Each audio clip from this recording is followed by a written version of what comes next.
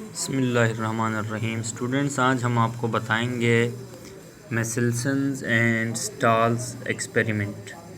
यानी मेसेल्सन और स्टार ने जो एक्सपेरिमेंट किया था, तो स्टूडेंट्स याद रखिएगा, ये मेसेल्सन और स्टार्स ने 1958 में परफॉर्म किया एक्सपेरिमेंट को। यानी एक्सपेरिमेंट को इसलिए परफॉर्म किया था ताकि इससे ये साबित कर सकें कि डीएनए रेप्लिकेशन जो होती है। अब डीएनए रेप्लिकेशन क्या चीज़ है? यानी डीएनए का क्या बनाना, अपनी कॉपीज़ बनाना। यानी डीएनए जब अपनी कॉपीज़ बनाती है तो उसको हम कहते हैं, क्या कहते हैं? DNA replication. तो अब डीएनए रेप्लिकेशन जब कॉपी बनेगी तो ये सेमी कंजर्वेटिव होती है। तो इसको भी समझाएंगे कि ये सेमी कंजर्वेटिव क्या चीज़ है। तो पहले एक एक्सपेरिमेंट हुआ था, डीएनए अगर रेप्लिकेट कॉपी करता है तो 3 तरीक़ों से जो है क्या करता है, रेप्लिकेट करता है। ये साइंटिस्ट ने जो है हाइपोथेसिस दी थी। एक होता है conservative type of DNA replication. तो याद रखिएगा स्टूडेंट्स, ये जो conservative type of DNA replication है, इसमें जो पेरेंटल डीएनए है वो जब रेप्लिकेट करेगा, कॉपी बनाएगा या डिवाइड करेगा, तो ये 2 डीएनए बनाता है। और उनमें से एक जो डीएनए होता है वो बिल्कुल अपने पेरेंटल डीएनए जैसा होगा, सेम, और एक जो डीएनए होगा वो न्यू होगा। तो उसको हम कहते हैं conservative DNA replication. If the parental DNA divides और रेप्लिकेट्स, इट फॉर्म्स a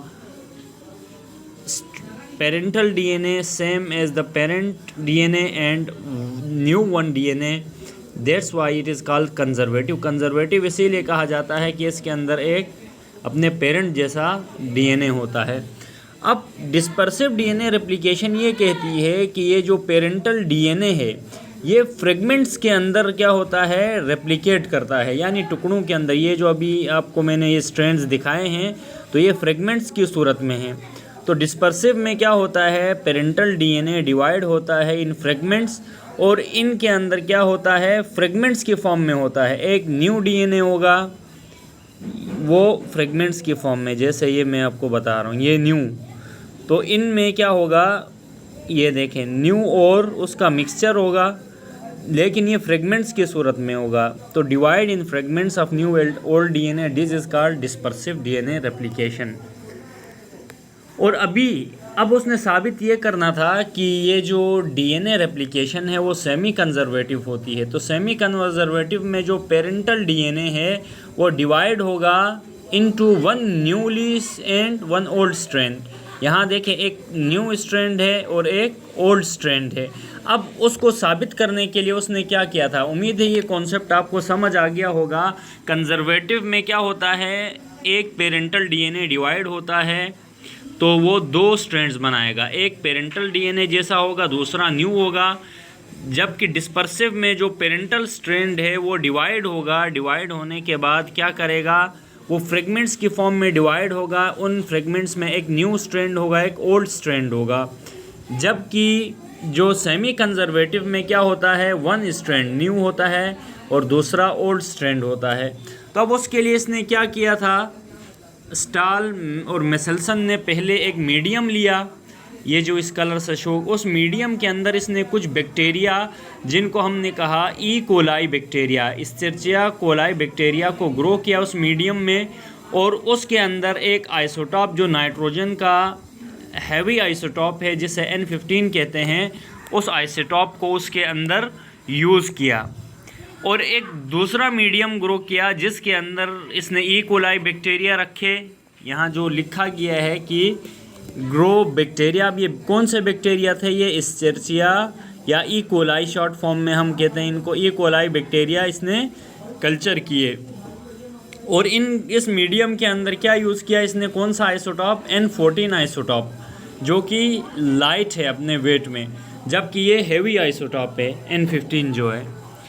अब क्या हुआ, जब इसने इनको इस मीडियम में कल्चर करने के बाद देखा, उसने सेंट्रीफ्यूगेशन की। सेंट्रीफ्यूगेशन आपको बताया था कि ट्यूब के अंदर हम क्या करते हैं, उन यानी डीएनएस को यानी सेपरेट करते हैं। तो उसमें जो लाइट हल्के होंगे वो ऊपर चले जाते हैं, जो लाइट वन स्ट्रैंड्स होते हैं वो नीचे आते हैं। तो डीएनए ऑफ बैक्टीरिया जो डेंसर था due to absorption of N15। अब ये डेंसर क्यों हो गए बैक्टीरिया के डीएनए?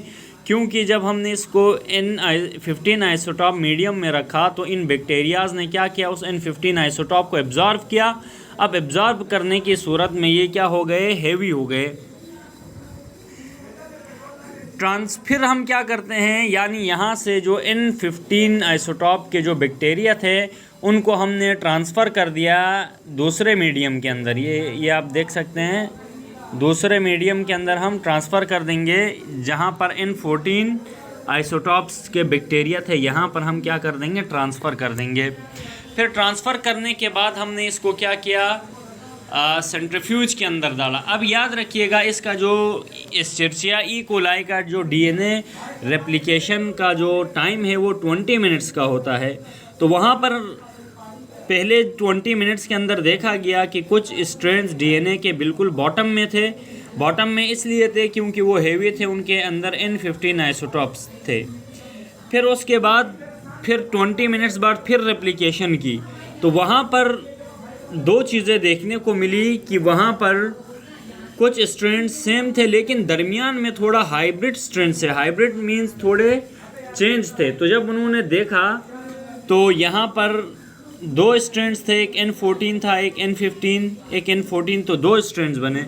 फिर मज़ीद 20 मिनट्स बाद देखे तो यहाँ 4 स्ट्रेंड्स बन रहे थे। याद रखिएगा 4 स्ट्रेंड्स में से 2 स्ट्रेंड्स बिल्कुल मिलने जुलने वाले डीएनए थे जिनमें N15 मौजूद था, और उसमें से 2 डीएनए स्ट्रेंड्स ऐसे थे जिसमें एक में N14 था, एक में N15। इसमें भी देखें आप N14 N15।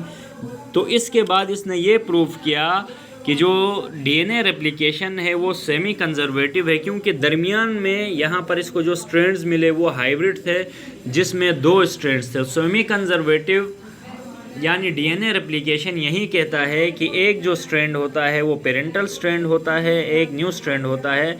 तो इस एक्सपेरिमेंट के बाद ये प्रूफ हो गया कि डीएनए क्या रेप्लिकेशन क्या होती है, सेमी कंजर्वेटिव होती है। तो इसको दोबारा रिपीट करते हैं कि नेसेल्सन और स्टाल ने 1958 में एक एक्सपेरिमेंट किया जिसका मकसद ये प्रूफ करना था कि डीएनए रेप्लिकेशन क्या होती है, सेमी कंजर्वेटिव होती है।